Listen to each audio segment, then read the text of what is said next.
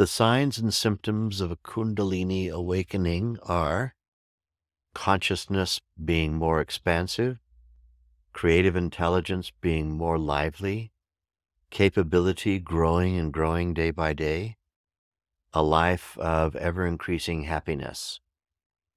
This is not normally what people would say in response to the question you've just asked me. What they're looking to hear is, oh, electricity up the spine. Oh, sensations. Oh, the body gyrating around. Oh, the hair standing on end. Oh, the crackling of electricity. Yes, those things can happen. Kundalini just means that there's a natural energy. It's a feminine energy, by the way. We can go into that more in detail elsewhere. It enters through the soles of the feet, rises through the legs and accumulates at the base of the spine. And then once enough amassing of potential is there, it rises through a chimney in the spine known as the Sushumna. And the Sushumna leads directly to an energy point known as the Sahasrara, the thousand-petaled lotus, the crown chakra, a place on top of the head, which when alivened and awakened, is associated with 100% use of mental potential. That in turn spills over into the chakshush, the much vaunted third eye, which is not actually an eye. Probably it's the product of a gland in the brain known as the pineal gland that produces a celestial biochemical known as soma, S-O-M-A, that gives us super extraordinary and acute sensory perception, soma. And then Kundalini becomes Kundalini when we start to feel resistance to the flow up the Sushumna. When we have had stress in our life, and then, even when we've accumulated stress, we have to eat. And eating food, which is non-food, which we get attracted to when we're stressed. Sometimes it's written on the packages of things, this is not a food, but it tastes nice and salty, and if you eat it, you'll love it. Eating non-food or eating even nectar-like food when stressed, our body can turn that food into toxin. We eat when we're tired, we overeat, we eat when we're already full, we eat when we're half asleep, and so on. And all of this eating of either low-quality nourishment or eating even high-quality nourishment, but in stress circumstances that we have inside where we can't digest it, it turns into a white, viscose, sticky substance known as ama, A-M-A, ama.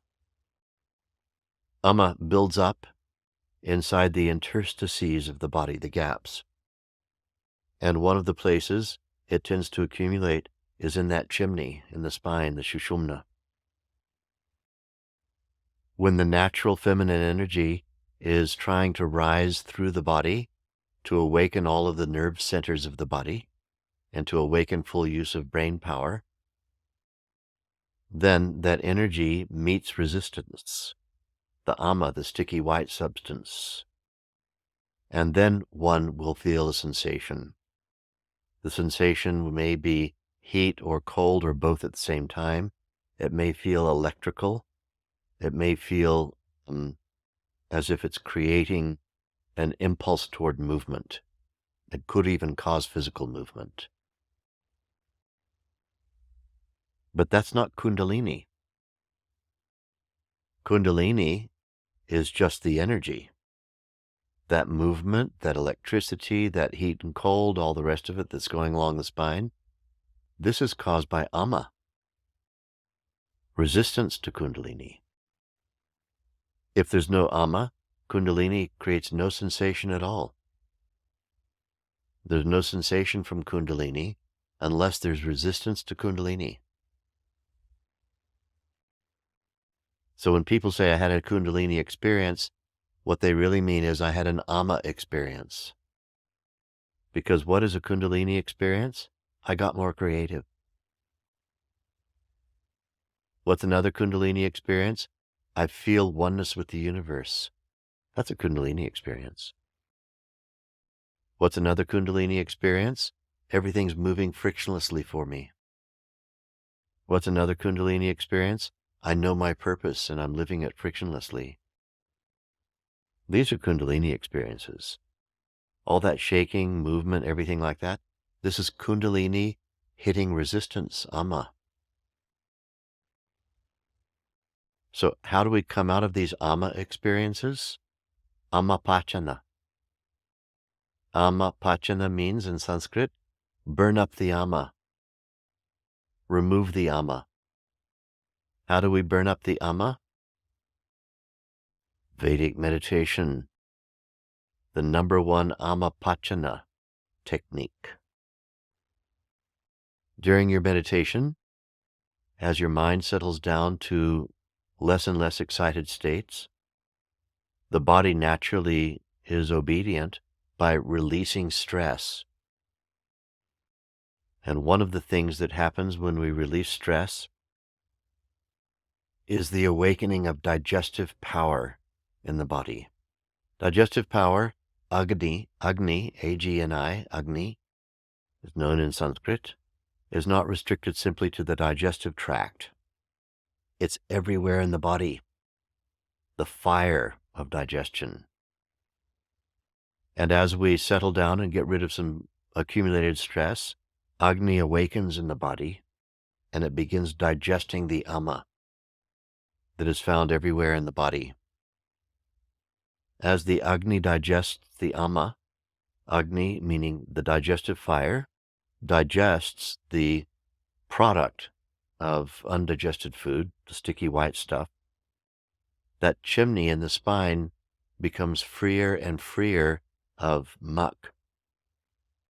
And then Kundalini, innocently, is able spontaneously to rise up the spine, make its way to the Sahasrara chakra, thousand-petaled lotus chakra on the top of the head, and into the Chakshu, the much vaunted third eye, which gives us the ability to see the future in the making.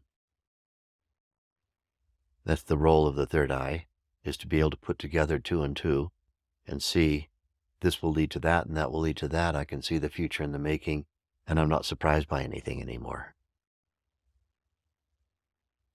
Surprise leads to stress. If I'm not surprised, then my expectations are all accurate.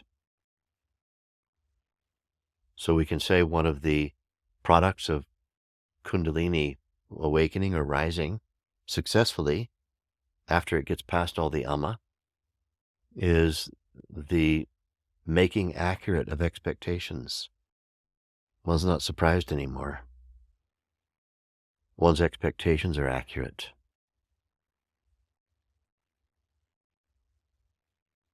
This is all about Kundalini.